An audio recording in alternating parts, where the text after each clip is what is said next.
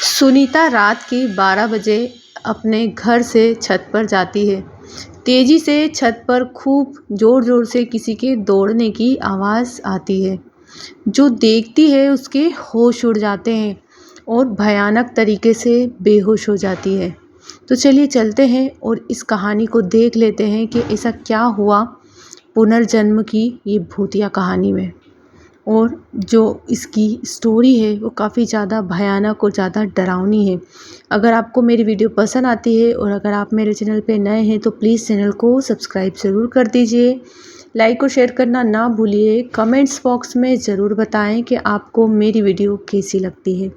तो स्टार्ट करेंगे इस कहानी को। लिखा है हमें आशीष ने हमें ये कहानी पूरी लिखकर बताई है।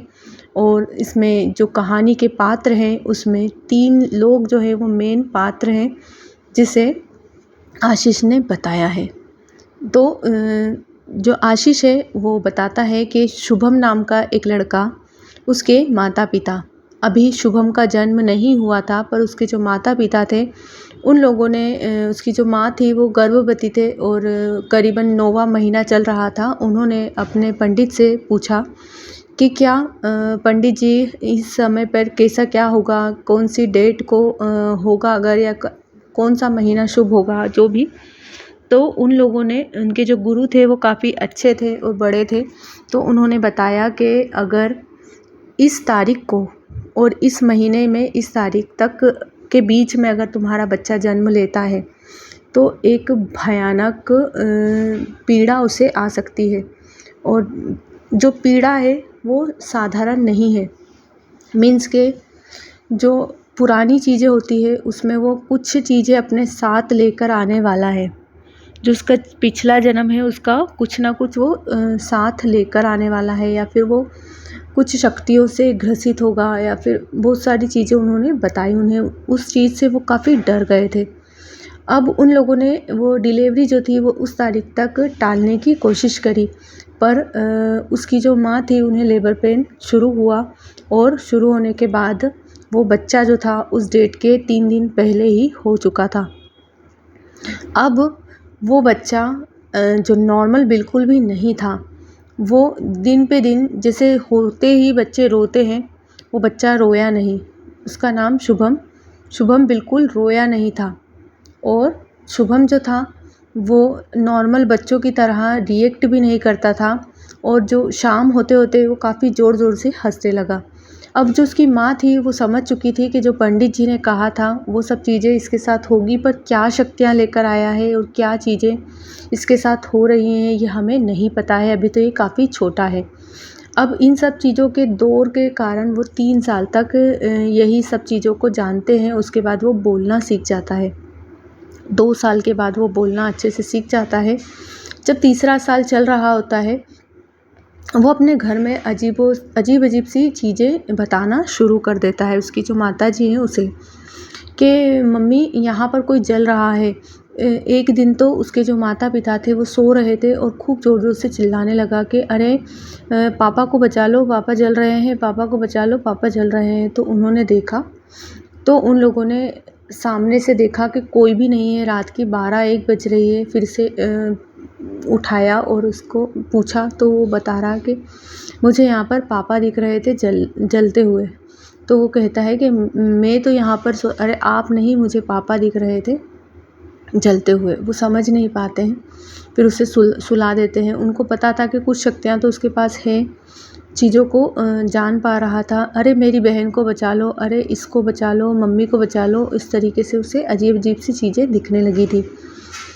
अब वो समझ नहीं रहा था और वो भी समझ नहीं रहा था, और उसकी जो माताजी थे वो और उसके पिताजी भी नहीं समझ पा रहे थे कि हमारे बच्चे को हो क्या रहा है। एक दिन उसके स्कूल में भी जब वो स्कूल जाता है तो काफ़ी ज़ोर-ज़ोर से रोने लगता है और रोते-रोते यही बात बोलता है कि मुझे यहाँ पर रहना नहीं है।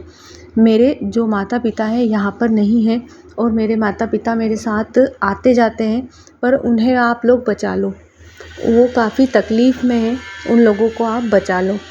तो जो उसके स्कूल के टीचर वग़ैरह थे वो लोग सभी शुभम के घर आते हैं और एकदम घबराते हुए आते हैं कि ऐसा क्या हो गया है। इसके मम्मी पापा को जो इतना रो रहा था उसे समझ नहीं आ रहा था। तो उसके जो मम्मी पापा थे उनसे बातचीत होती है तो वो सब नॉर्मल रहते हैं और वो कहते हैं कि हमें तो ऐसा कुछ हुआ ही नहीं, हम सब नॉर्मल हैं।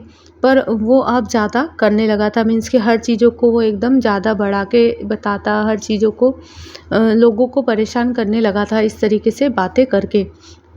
धीरे धीरे समय फिर बीता, फिर करीबन 1 से 1.5 महीने बाद उसे फिर से वही दौरे चालू हो गए और एक दिन रात में सो रहे थे सभी लोग। उस समय उसकी मम्मी को छत पर एक तेज़ी से आवाज़ सुनाई आती है कि 2 से 3 लोग काफ़ी ज़ोर-ज़ोर से दौड़ लगा रहे हैं छत पर। उसकी जो मम्मी थी उन्होंने एकदम घबरा के टाइम देखा तो उन्होंने कहा 1:30 से 2 बज चुके हैं और रात में चोर होंगे, क्योंकि 1 या 2 लोगों की नहीं 3-3 लोगों की आवाज़ें यहाँ पर दौड़ने की आ रही है। वो समझ ही नहीं पा रही थी कि ऐसा क्या हो रहा है। और जैसे ही वो छत पर जाती है तो छत का धीरे से दरवाज़ा खोलती है तो कोई भी नहीं था। शुभम काफ़ी ज़्यादा गहरी नींद में था जब वो छत पर आई थी, पर जैसे ही वो दरवाज़ा खोलती है और वो बाहर देखती है तो कोई भी नहीं था, पर शुभम उसके पीछे खड़ा होकर हंस रहा था कि क्या हुआ मम्मी, कोई है यहाँ पर। उसकी मम्मी ने कहा कि कोई है, चोर है, तुम क्यों आए हो, तुम्हारे पापा को भेजो। अब मुझे दिख तो नहीं रहा पर मुझे आवाज़ पूरी सुनाई आई है। तो वो उसके साथ ही छत पर जाता है शुभम, और जैसे ही वो छत पर देखता है और चिल्लाता है ज़ोर से कि मेरे मम्मी पापा और बहन जल रहे हैं। इतनी तेज़ी से चिल्लाता है और चिल्लाते ही वो और उसकी जो मम्मी थी वो दोनों जने बेहोश हो जाते हैं। उन्हें जो उसकी मम्मी थी वो सब चीज़ें सुनकर और उसका लड़का जो था उसे ये सब चीज़ें दिख रही थी, दोनों बेहोश हो जाते हैं। उसके जो पापा थे वो सुबह दोनों को जब छत से लेकर आते हैं तो नीचे लेके आते हैं, फिर उसके बाद उसकी जो मम्मी थी वो सब चीज़ें उसे बताती है उसके पापा को कि ऐसी कहानी हो चुकी है हम लोगों के साथ, आप गहरी नींद में थे, मैं चुपचाप से छत पर जाती हूँ और मैं क्या देखती हूँ। तो उसका जो बेटा था उससे पूछा गया, जब तक उसे पूरी याददाश्त नहीं आई थी, पर जब वो छत पे गिरा और उसके जो परिवार के सदस्य थे उसे पूरे प्रॉपर दिखे, तब उससे पूछा गया तो उसने बताया कि मेरा यहाँ पर जन्म हुआ ही नहीं है, मैं यहाँ पर रहता ही नहीं हूँ, ये मेरा घर नहीं है।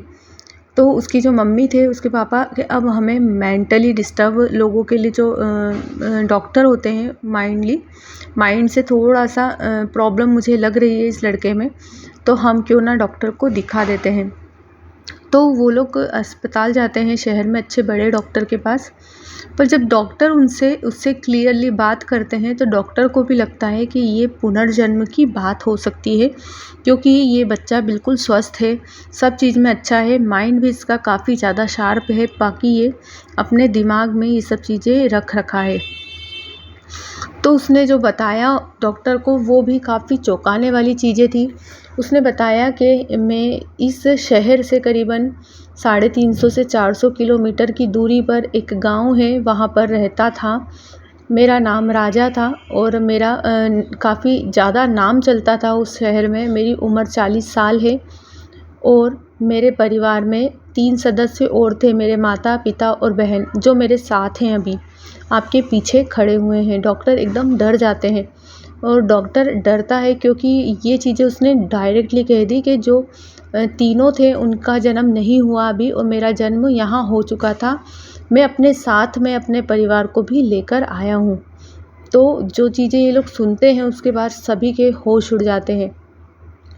अब ये लोग जानकारी निकालने के लिए उस गांव में जाते हैं। जब जाते हैं तो इन्हें पता चलता है कि जो राजा नाम का लड़का था उसकी करीबन 1 साल पहले मृत्यु हो गई है और उसके घर में किसी ने आग लगा दी थी प्रॉपर्टी के लिए। मीन्स के उनके घर में सिलेंडर फोड़ दिया गया था और सभी लोग जल गए थे। उसी में इन चारों की मृत्यु हो गई थी, उसके चाचा के लड़के ने। अब जो वो राजा था उसके परिवार के सदस्य भी अभी इसके साथ ही रहते थे, मीन्स के इसके साथ ही यहाँ पर आए हुए थे। तो उसके जो मम्मी पापा थे उन्हें काफ़ी ज़्यादा चिंता होने लगी और 3 प्रेत ये अपने साथ लाया था और खुद भी एक प्रेत अपनी उसके बच्चे के अंदर लेकर आया मीन्स के तो ये काफ़ी ज़्यादा भयानक किस्सा था। उसमें इन लोगों ने एक बाबा को बताया जो काफ़ी सिद्ध थे। उन्होंने बताया कि कुछ ऐसा इसे खिला दिया जाए जिससे इसकी याददाश्त पुरानी जो है वो चली जाएगी, क्योंकि अभी इसकी जो आत्मा है वो बिल्कुल पवित्र है। तो आप इसे किसी चीज़ से इसे झूठा कर सकते हैं, मीन्स के या तो आप नॉनवेज खिला दीजिए या फिर ड्रिंक वगैरह, या फिर कोई ड्रिंक करता हो उसका झूठा।